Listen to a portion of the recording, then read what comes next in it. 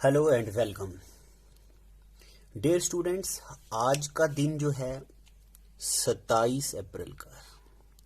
अब 27 अप्रैल को कोई खास चीज़ हुई नहीं है, ना कोई इंटरनेशनल डे है ना कोई नेशनल डे है, तो इसलिए आज के दिन को तो कुछ नहीं है। मगर कल का जो दिन था यानी कि 26 अप्रैल, उस दिन बहुत ही खास चीज़ थी जो हम अभी पढ़ेंगे। देखिए, सबसे पहला सवाल आज का, अभी जो वर्ल्ड इंटेलेक्चुअल प्रॉपर्टी डे हुआ है, तो वर्ल्ड इंटेलेक्चुअल प्रॉपर्टी डे 2020, उसका थीम क्या था? सबसे पहले तो ये देखना है कि वर्ल्ड इंटेलेक्चुअल प्रॉपर्टी डे कब होता है। तो वर्ल्ड इंटेलेक्चुअल प्रॉपर्टी डे होता है, कब होता है? ये होता है 26 अप्रैल को। कब होता? 26 अप्रैल को वर्ल्ड इंटेलेक्चुअल प्रॉपर्टी ऑर्गेनाइजेशन का डे होता है। तो अब ये वर्ल्ड इंटेलेक्चुअल प्रॉपर्टी होता क्या है? तो दोस्तों, ये ऐसी ऑर्गेनाइजेशन होती है जो किसी भी प्रॉपर्टी का पेटेंट साइन करती है ताकि कोई दूसरा बंदा उसको कॉपी ना करे। तो इसका जो 2020 का थीम था वो था इनोवेट फॉर ग्रीन फ्यूचर। तो इसका क्या था? Innovate for green future. ठीक है, तो एक सवाल तो बताइए, वर्ल्ड इंटेलेक्चुअल प्रॉपर्टी डे कब होता है? तो वो 20 अप्रैल को होता है। वर्ल्ड इंटेलेक्चुअल प्रॉपर्टी डे 2020 का जो हुआ उसका थीम क्या है? तो उसका थीम क्या है? Innovate for green future. एक सवाल हो गया, ठीक है यहाँ तक। उसके बाद हम आगे चलते हैं। एक आपके लिए होमवर्क भी है, WIPO क्या होता है? नीचे कमेंट सेक्शन में आप लिखेंगे WIPO क्या होता है और WIPO का हेडक्वार्टर कहाँ है। WIPO का मतलब होता है वर्ल्ड इंटेलेक्चुअल प्रॉपर्टी ऑर्गेनाइजेशन। इसका हेडक्वार्टर कहाँ है आपने नीचे कमेंट सेक्शन में बताना है। उसके बाद हम चलते हैं, देखिए ये केयर रेटिंग होता है। अब ये केयर रेटिंग क्या होता है? ये एक ऑर्गेनाइजेशन होती है जो किसी भी कंट्री के यानी कि खासकर इंडिया के GDP के बारे में बताती है। तो ये जो केयर रेटिंग है, इसने प्रेडिक्शन किया है कि इस बार का इंडिया का GDP कितना परसेंट होगा। तो इस बार का जो इंडिया का GDP होगा वो कितना परसेंट होगा? 2020-21 का होगा सिर्फ 1.1%। देखिए, कोरोना ने कितना इम्पैक्ट डाला है हमारी इकोनॉमी में कि हमारा GDP सिर्फ 1.1% हो गया है। ये केयर रेटिंग का प्रिडिक्शन है। अब बहुत ही खास बात आपको हम बताते हैं कि फेसबुक ने रिसेंटली क्या लॉन्च किया है, कौन सा फीचर डाला है अपने ग्रुप में ताकि ग्रुप वीडियो चैट हो सके। जैसे कि आपको पता है, जूम इतना मशहूर हो चुका है कि पूरी दुनिया इस वक्त जूम चला रही है, जो कि वीडियो कॉन्फ्रेंसिंग ऐप है। तो फेसबुक ने कहा कि मैं पीछे क्यों रहूं, फेसबुक भी आगे आ रहा है। और फेसबुक ने क्या किया है, एक नया फीचर डाला है अपने फेसबुक ऐप में जिसमें 100% at a time video conferencing कर सकते हैं। तो इस फीचर का क्या नाम है? उसका नाम है मैसेंजर रूम। देखिए कितनी ज़रूरी बात है। बताइए, फेसबुक ने रिसेंटली वीडियो कॉन्फ्रेंस के लिए एक फीचर डाला है, उसका क्या नाम है? तो उसका नाम है मैसेंजर रूम। यहां तक हो गया। तो मैसेंजर रूम किसका फीचर है? फेसबुक का। अब एक सवाल आपके लिए यहां भी है, बताइए मोर टुगेदर कैंपेन ये किसने इंट्रोड्यूस की है? मोर टुगेदर कैंपेन रिसेंटली किसने इंट्रोड्यूस किया है और इसमें क्या होता है ये बताना है आपको। अब देखिए अगला सवाल, कौन से स्टेट ने रिसेंटली एक रोबोट बनाया है? उस रोबोट का नाम है कर्मी बोट, KARMIBOT, कर्मी बोट। ये क्या करेगा? To serve food and medicine for कोविड-19 पेशेंट्स। उस स्टेट में कोविड-19 के जो पेशेंट्स हैं उनको खाना और जरूरी मेडिसिन वगैरह देगा। बताइए इस रोबोट का नाम क्या है? रोबोट का नाम क्या है? कर्मी बोट। कौन से स्टेट ने बनाया है? तो केरला ने बनाया। केरला में आपको याद रखना है, इंडिया में कोविड-19 का सबसे पहला केस कहाँ आया था? केरला में आया था। अब देखिए, कर्मी बोर्ड किसका है? केरला का। अब आपको कमेंट सेक्शन में बताना है ये वार्ड बोर्ड किसका है। देखिए दोस्तों, अगर सारी चीजें आपको हम यहाँ बढ़ा दें तो आपके अंदर की क्रिएटिविटी नहीं बाहर आएगी। मैं चाहता हूँ, देखिए वार्ड बोर्ड क्या होता है ये आप बताएं, मोर टुगेदर कैंपेन ये किसका है ये आप बताएं, WIPO क्या होता है ये आप बताएं। अब आगे चलते हैं अगले सवाल पे।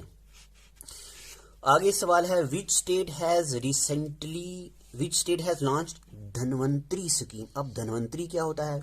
सबसे पहली बात तो मैं आपको ये बताऊं कि धन्वंतरी का मतलब होता है गॉड ऑफ मेडिसिन। और उसके बाद एक और चीज, इंडिया में साइंस का अवार्ड होता है कलिंग अवार्ड, उसी तरह इंडिया में मेडिकल साइंस में एक अवार्ड दिया जाता है जिसको बोलते हैं धन्वंतरी अवार्ड। तो बताओ किस स्टेट ने एक स्कीम लॉन्च की है जिसका नाम है Dhanvantari scheme for home delivery of medicine, घर में ही दवाइयाँ मिलेंगी।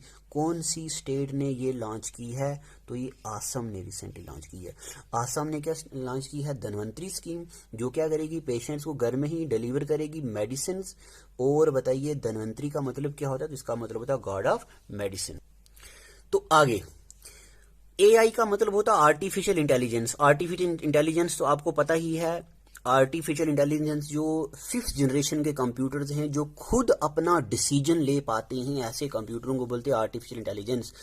Artificial intelligence search engine developed by IIITM, ये IIITM है। IIITM का मतलब होता है institute of information technology and management, Kerala का है। Institute of information technology and management, के का मतलब होता है केरला। इसने क्या किया? एक सर्च इंजन बनाया है कोविड-19 की स्टडीज के लिए। उस सर्च इंजन का क्या नाम है? सर्च इंजन जैसे कि गूगल होता है तो वो उसका नाम क्या है? उसका नाम है विलोकना, VILOKANA। इसका क्या नाम है? विलोकना। तो विलोकना सर्च इंजन किसने बनाया है? इंडियन इंस्टीट्यूट ऑफ मैनेजमेंट किसने बनाया है? Indian institute information technology and management, Kerala ने। विलोकमा इसका नाम है। विलोकमा का मतलब क्या होता है? विलोकमा का मतलब होता है फाइंडिंग आउट, यानी कि किसी चीज को सर्च करना। ये सर्च इंजन सर्च करेगा कोविड-19 के पेशेंट्स। अगले सवाल की तरफ चलते हैं। देखिए रिसेंटली एस्ट्रोनॉमर्स ने क्या किया है? कुछ नई चीजें मिली हैं उनको, यानी कि एस्ट्रॉइड्स। अब एस्ट्रॉइड क्या होते हैं? छोटे रॉक पार्टिकल होते हैं, छोटे माइनर प्लेनेट होते हैं जो जुपिटर और नेपच्यून के बीच में रोटेट करते हैं, ऑर्बिट करते हैं। बताइए कितने मिले हैं? तो रिसेंटली एस्ट्रोनॉमर्स को 19 ऐसे एस्ट्रॉइड मिले हैं जो जुपिटर और नेपच्यून के बीच में रोटेट करते हैं। ऐसा सवाल भी आ सकता है कि रिसेंटली कितने एस्ट्रॉइड्स मिले हैं? तो 19 मिले हैं। किसके बीच रोटेट करते हैं? जुपिटर और नेपच्यून के बीच रोटेट करते हैं। अगले सवाल की तरफ चलते हैं। कौन से स्टेट ने अभी जीवन शक्ति लॉन्च करा है? विच स्टेट हैज लॉन्च जीवन शक्ति योजना? जीवन शक्ति योजना का क्या होता है? मतलब देखिए, सबसे पहले तो मध्य प्रदेश ने लॉन्च किया है। अब जीवन शक्ति योजना होता क्या है?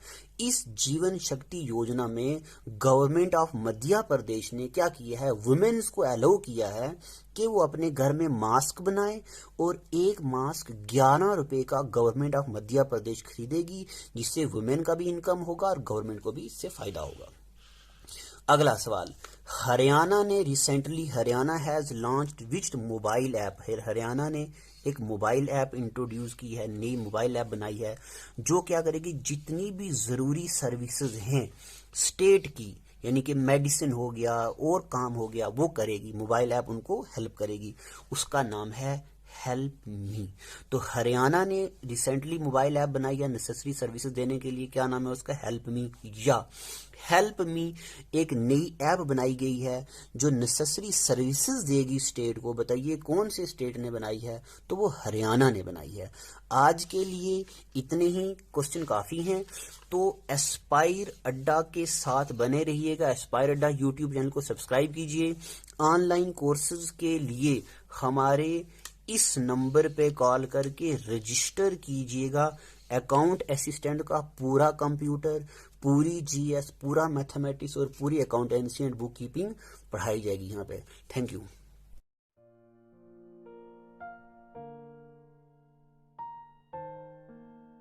Well, it is hard time for all of us. Due to coronavirus, we have break the situation as earlier it was. But time never stopped for anyone. But it doesn't mean that we should go out and prepare for all the competitive exam. We can utilize this time by doing self-study and taking help of Aspire Ada YouTube channel. To start with, you need to prepare a proper schedule for all the subject, and without going out, you should complete all the syllabus by yourself. And when the critical situation will end, here you are. Hooray! You are ready for all the competitive exam. Utilize this time until it go. Aspire Adda Institute, best institute in Jammu for all the competitive exams. We care for you. Stay home.